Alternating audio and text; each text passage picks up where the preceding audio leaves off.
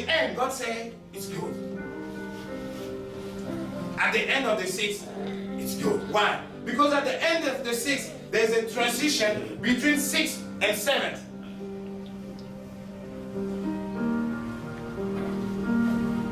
Jesus Christ came to make people switch from the 6th day, the day of condemnation, the day of sin, the day of corruption. He came to take them at that point to reach the 7th day. Amen? Are you there with me? Yes. Yes. The 7th day. Jesus Christ came to introduce us. The 7th day starts with Jesus Christ. And the 6th day ends with Jesus Christ. Is the transition, is the way, is the bridge. Without Jesus Christ, you cannot cross the 6th to reach the 7th. The 7th is where God is. Look at that. The 7th day was what? The day of rest. Rest. The Shabbat. Yeah. That's where God said, I have now a people that belongs to me. People that walk according to my word. People that are blessed. People that carry my image. I'm satisfied. God did what? God blessed the 7th day.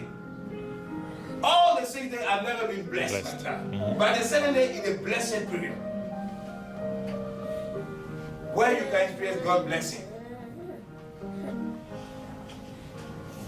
In the other days, God blessed the creations. But in the 7th day, God blessed the period, the age. Everything there is blessed. In the 7th day, you see Jesus Christ coming for salvation, for restore our life, to change our nature, to make us switch from 6th to 7th. Hallelujah.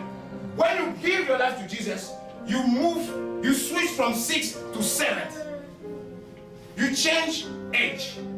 You change, you're no more from the 6th.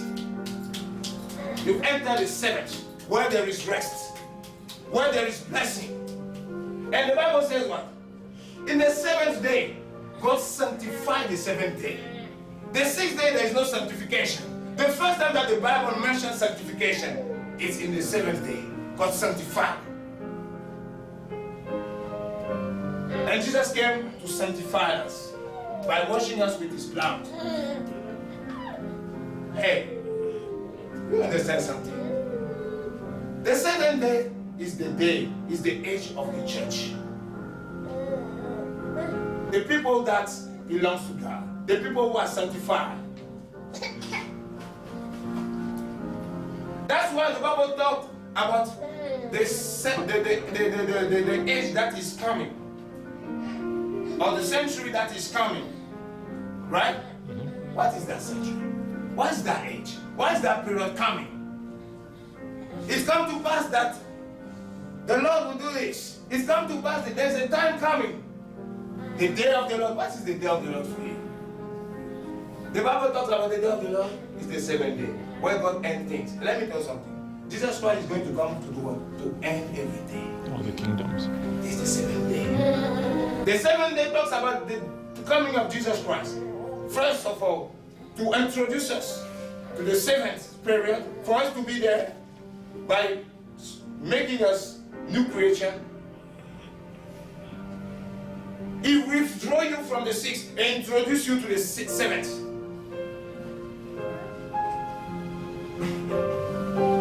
I know that is deep. But let me tell you something. We need to go in the word of God in a very deep way for us to understand certain things. That's Jesus. Can you imagine that Jesus was hidden in the 7th day like this? Jesus is the 7th of God. The perfect one. No corruption. No sin. And let me tell you something. All the 6 days of this creation started by darkness and ends with light. In the 7th day, there is no starting with darkness. When the 6th day ends, the light that came out on the 6th day is that light starting the 7th day. Forever. That day doesn't have any end. The Bible said the 7th day God did this. But the Bible never said there was a night and a day, or there was a darkness and the light. This was day 7, like beginning and end. The Bible said the 7th day.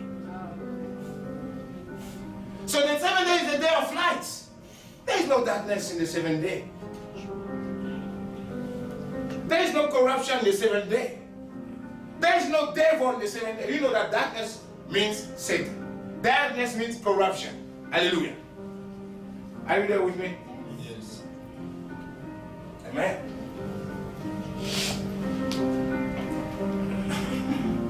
The 7th day.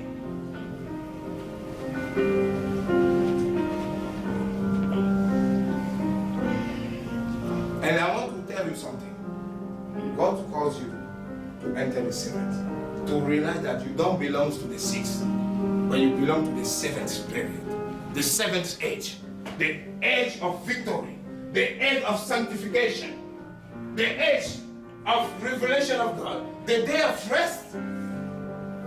We struggle, no, you're not going to struggle in the 7th day with sin. We are not struggling, we rest. Rest in it. Because everything is finished. Hallelujah. Jesus Christ came like this. He knew how to switch from 6th to 7th. He saw the man. God saw the man. He said, I want the man, I want my creation to reach the 7th day. But something happened in the 6th day, that they are blocked in the 6th day. How should I help them to reach my blessing, to reach my holiness, sanctification, to reach eternity, to reach the light forever?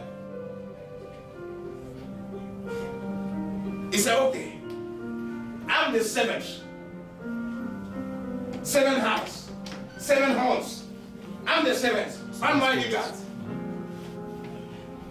I'm going to take the form of the 6th, the man. Adam is the 6th. That's why the Bible says that the number of the Antichrist is 666. It's a number of man. You see that? It's a number of men. 6. Failure. 6. Corruption. 6. Sin. God said, I will be a 6. That's why on the cross, He took the form of the 6. He took our sin. 6. Corruption. And He died as a 6. As somebody that has been cursed. Hallelujah. Amen. One day. Second day. The third day, He came out as the 7th. That's the miracle of Jesus. The transition between the 6th and the 7th. So when you give your life to Jesus, this miracle happened to you. That's new creation. If God talks about new creation, that means that He's still creating. So as Christian, you are creation. Today God continue to create. Right? So is it, when most of people thought that, okay, the Bible, like the 7th day, and God has finished to create everything is going to remain. No. If God is still creating, that means that your life can change. It's not finished for you. It's not finished for me. God can still change your destiny, change your mind, change your life, make you a new person. Make you a person that belongs to the 7th period.